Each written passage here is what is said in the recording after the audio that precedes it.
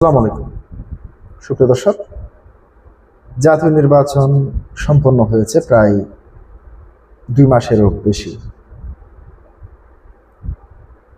এখন সাধারণ জনগণের মুখে একটি প্রশ্ন, স্থানীয় সরকার নির্বাচনগুলি কবে শেষ হবে?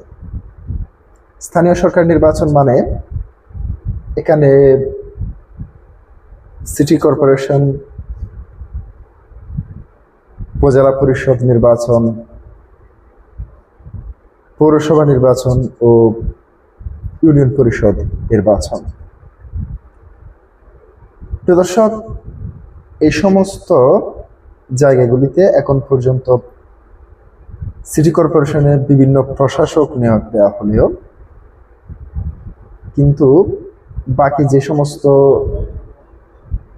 স্থানীয় সরকার পর্যায়ে প্রতিনিধি থাকার কথা, সেখানে জনপ্রতিনিধি শূন্য হয়ে গিয়েছে। কারণ 5ই আগস্টের পরেই অনেক পৌরসভা, সিটি কর্পোরেশনের মেয়র, ইউনিয়ন পরিষদের চেয়ারম্যান সহ অনেকেই পলাতক হয়েছেন। বাকি যে সমস্ত চেয়ারম্যান কিংবা মেয়ররা দায়িত্ব পালন করেছেন, পরবর্তীতে অন্তর্বর্তী সরকার ক্ষমতা গ্রহণ করে সে সমস্ত পদগুলি অপসারণ করা হয়েছে। অর্থাৎ যারা চেয়ারম্যানের দায়িত্বে ছিলেন তাদেরকে অপসারণ করে কোথাও ভারপ্রাপ্ত চেয়ারম্যান, কোথাও সিটি কর্পোরেশনগুলিতে প্রশাসক নিয়োগ থেকে শুরু করে বিভিন্ন ধরনের ক্রিয়ার মধ্যে রয়েছে। যেমন ইউনিয়ন পরিষদ যেগুলি রয়েছে সেখানে ভারপ্রাপ্ত চেয়ারম্যান দ্বারা কাজগুলি পরিচালিত হচ্ছে।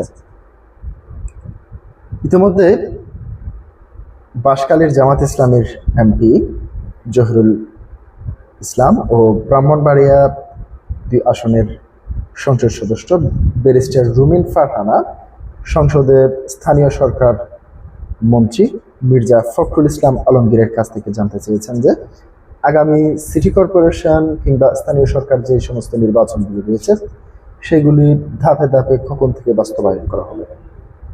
সেই প্রশ্নের জবাবে মির্জা ফখরুল ইসলাম আলমগীর যে বক্তব্য দিয়েছেন সেটি হচ্ছে,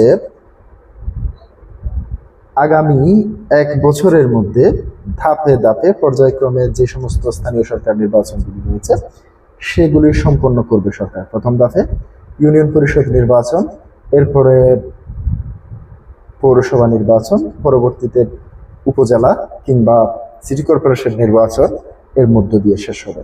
মূলত 1 বছর লাগার পেছনে যেই কারণটি মির্জা ফখরুল ইসলাম আলমগীর তুলে ধরেছেন সেটি হচ্ছে বিভিন্ন ধর্মীয় অনুষ্ঠান, তার পাশাপাশি আবহাওয়া দিকটাও দেখতে হবে।